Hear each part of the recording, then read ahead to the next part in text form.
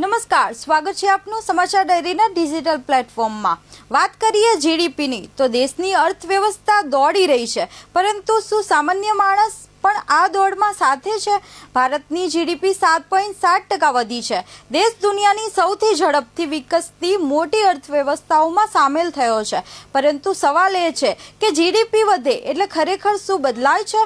દેશનું અર્થતંત્ર હવે લગભગ $3.9 ટ્રિલિયન સુધી પહોંચી ગયું છે અને આગામી વર્ષોમાં જાપાનને પાછળ છોડીને વિશ્વની ચોથી સૌથી મોટી અર્થવ્યવસ્થા બનવાની દિશામાં આગળ વધી રહ્યું છે।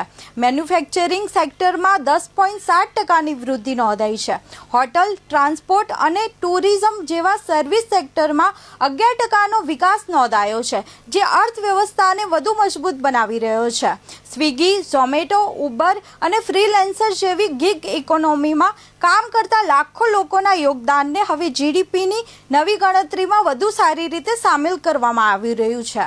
જીડીપીના આંકડા બતાવે છે કે ભારતની અર્થવ્યવસ્થા ઝડપથી આગળ વધી રહી છે, પરંતુ સાચો વિકાસ ત્યારે ગણાશે જ્યારે આ વૃદ્ધિનો લાભ સામાન્ય માણસ, ખેડૂતો, યુવાનો અને નાના વેપારીઓ સુધી પણ પહોંચશે। આવા જ કરંટ અફેર્સના વિશ્લેષણ માટે ફોલો કરો સમાચાર ડાયરી।